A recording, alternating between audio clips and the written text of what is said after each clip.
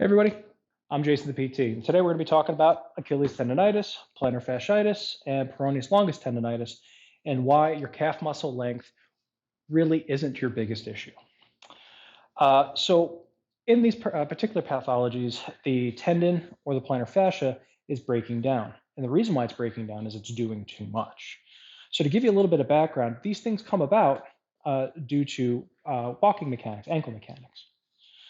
When the foot comes down to the ground, the foot has to pronate a little bit in order to kind of become a spring to absorb some of the shock of your foot hitting the ground. As you step over the foot, it starts to supinate. It comes back out. And what happens is it becomes a bony lever. Okay. So when it becomes a bony lever, you're getting more mechanical advantage. All right. Well, a lot of times these pathologies are because of an early heel rise. You're still kind of in floppy phase of the foot when your ankle comes up, and that's going to put more stress on the tissues.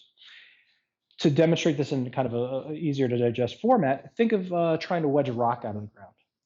When you go to wedge a rock out of the ground, you want to have a nice firm bar so you can transfer that energy to the rock to wedge it out. If that bar bends too much of that energy is going to bending the bar and not actually to the rock. So you're working harder to get that rock out of the ground. Well, essentially, that's what's happening here with the foot. If you're lifting up too early and the bones here haven't firmed back up, you're losing mechanical advantage, meaning the soft tissues, such as the Achilles tendon, the peroneus longus tendon, or even the plantar fascia trying to support that arch, are going to take more stress than they need to. So when we have these pathologies, one thing I've heard from a lot of patients is they've been told by previous therapists, you have to stretch, you have to stretch, you have to stretch. And I think that's true, but that's assuming that the muscles were the problem to begin with. And I'm going to show you a real easy way to differentiate what's actually the problem here. So you know you're getting your money's worth. Because if you're stretching and you don't have ankle mobility, that could be a real problem and you can actually make things worse. So let's take a look. Okay, so one test I typically do with my patients that have these types of problems is what's called the Taylor swing test. And the ankle joint itself should have roughly 15 degrees of dorsiflexion, meaning you should be able to pull your toes up about 15 degrees.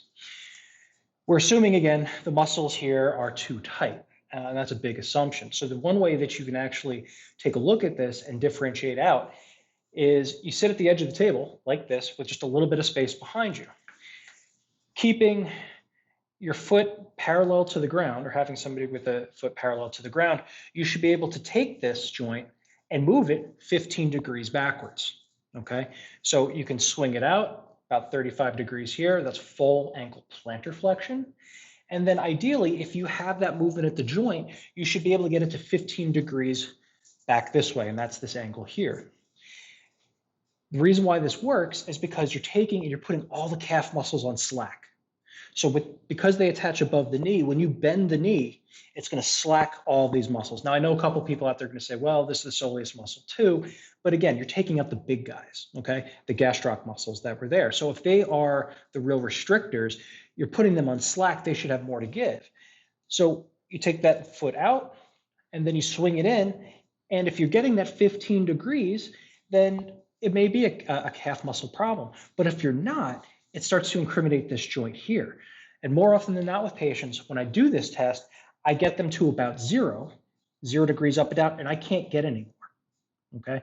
So that's telling me the limitation is actually at the joint and not the muscles. Now, if you're trying to stretch these muscles, it's not going to go anywhere because if the joint can't get there, the muscles can't go there. And in fact, you may play into some of the compensatory mechanisms that come along with this. And we're going to take a look at that right now.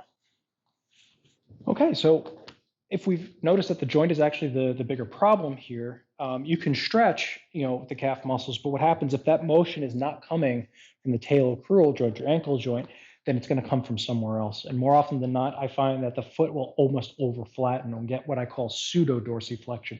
Because if the joint stops here, it just creates a downward pressure on the foot and will actually flatten out the arch, which can exacerbate something like a plantar fasciitis.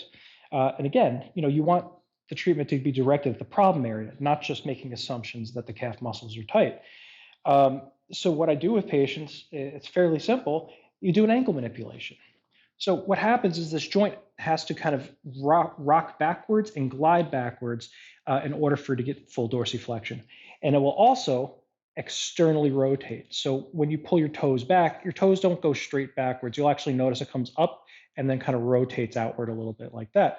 So when the ankle joint is jammed up, it's because it is jammed likely in its internal rotation. So that means you can't get your full external rotation and you can't get the full dorsiflexion that comes along with it. And to clear this up, it's actually quite quick. All you do is you with that ankle manip.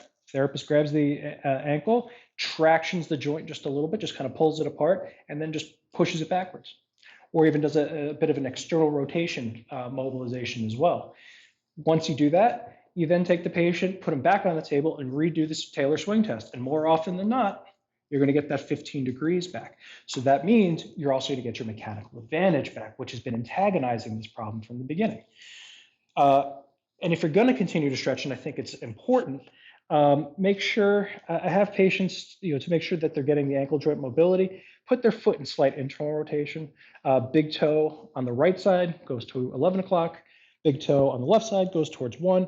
And what that does, it firms the foot up and allows you to get a little bit more mechanical advantage.